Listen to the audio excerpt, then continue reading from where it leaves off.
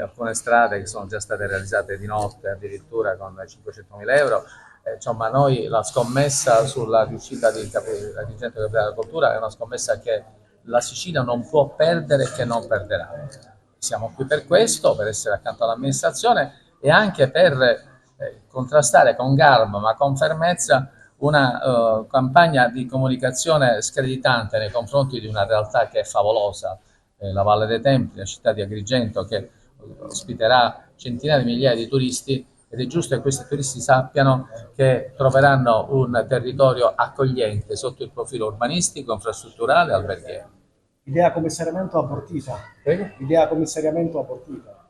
Ma nessun commissariamento, non esiste l'ipotesi di commissariamento. Noi siamo qui, come vedete, in una chiave trilaterale per fare squadra. Io nella mia vita politica, anche istituzionale, ho cercato sempre di lavorare in questi termini, coinvolgere, mai imporre, perché la squadra è importante. Noi siamo chiamati tutti a fare il nostro dovere e sono certo che lo faremo anche bene, perché a tutti noi sta a cuore la Sicilia, la nostra terra, e l'occasione non è possibile che la si possa perdere. Siamo qui, si creeranno dei contatti bilaterali tra gli assessori del mio governo e gli assessori del comune, naturalmente, c'è venuta anche la protezione civile. Ecco, oggi è stata una giornata molto importante perché al di là delle promesse e degli impegni abbiamo acquisito delle notizie, delle problematiche relative al territorio e faremo di tutto perché vengano risolte.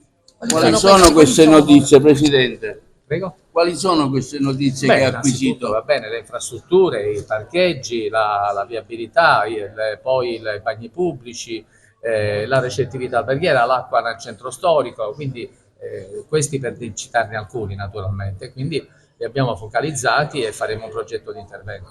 Poi c'è il programma da rispettare. Il programma è un programma denso che io ho conosciuto e che mi sembra molto molto corposo, molto ben fatto, quindi dobbiamo cercare di non volerci del male quando ci si fanno delle critiche. È un bel programma, io lo apprezzo molto, molto ben fatto. Ma stiamo dando supporto logistico, il Presidente vuole parte del governo a fianco, siamo a fianco del Presidente della... Onorevole Di Mauro, ecco una sua considerazione su questo vertice, non è un commissariamento, vero? Ma no, assolutamente, è un incontro col Presidente della Regione, Sua Eccellenza il Prefetto, per fare un punto della situazione, vedere quali sono le questioni più urgenti da affrontare, il sostegno che la Regione può mettere in campo e tutte le altre iniziative utili e necessarie perché questa manifestazione possa cogliere l'essenza di una città come Agrigento, che è una città definita degli immortali, una città che ha nel campo dell'archeologia e del turismo i suoi punti di riferimento. Quindi la manifestazione che durerà un anno di Agrigento Capitale della Cultura è una manifestazione a cui tutti noi teniamo e quindi anche la Regione intende svolgere il proprio ruolo. Ecco, domani viene Mattarella, la città si sta preparando ad accoglierlo, la Regione ha contribuito con 500.000 euro per le strade. Sì, si tratta di un intervento così urgente che si è voluto realizzare proprio per dare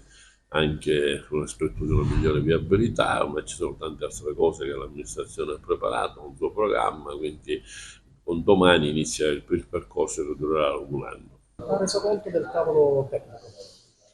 Allora, è stato un tavolo, come ha detto lei, operativo, proprio strettamente tecnico, perché si è voluto mettere in evidenza le criticità ad oggi che potrebbero trovare risoluzione con interventi immediati.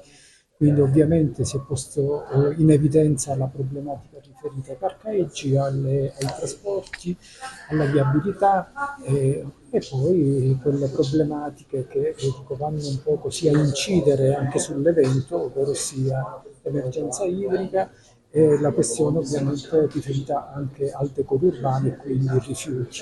Questi sono stati gli argomenti principali che sono stati toccati a questo gruppo di lavoro perché il Presidente della Regione ha voluto opportunamente istituire questo gruppo di lavoro formato da non soltanto i tecnici, quindi i dirigenti dei dipartimenti, ma anche dagli assessori che hanno partecipato personalmente e che vogliono contribuire personalmente alla risoluzione di queste problematiche. Il tavolo quindi adesso sulla scia anche di quello che è stato già avviato qui in prefettura come tavoli tecnici con tutti i soggetti e gli attori interessati, questo è un tavolo regionale e quindi ecco, avrà un ampio respiro. Quindi tutto questo nella finalità di poter risolvere quelle problematiche, come ho detto, che insistono non solo nella città di Agrigento, ma in tutta la provincia, perché l'evento 2025, come sappiamo bene, comprenderà vari comuni in tutta la provincia di Agrigento. Quindi questa è l'interlocuzione che avviene tra il centro e la componente regionale, estensibile a tutti gli altri sindaci del territorio. Quindi è un tavolo, un gruppo, ecco, tecnico operativo. Questo è quello che si è voluto mettere in evidenza nel pomeriggio odierno. Quindi si lavora anche sulla scia di quello che avevo detto io come tavolo prefettizio, come un gruppo di lavoro permanente. Dottore Cocina, anche lei a questo vertice su Agrigento 2025 per la sua parte competente.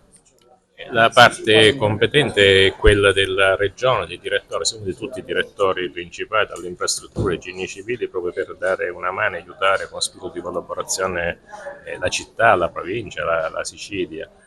Si stanno programmando, si sono sentiti fabbisogni che ha esposto il sindaco, e quindi si provvederà, così come è stato fatto in tempi rapidissimi per la viabilità, si provvederà anche con il problema dell'acqua nel centro storico. Ricordiamo che sono utenze spesso provviste di serbatoi in strade difficilmente accessibili alle grosse autobotti, quindi si provvederà con un piano apposito, oltre che dare più acqua magari da un serbatoio del centro storico.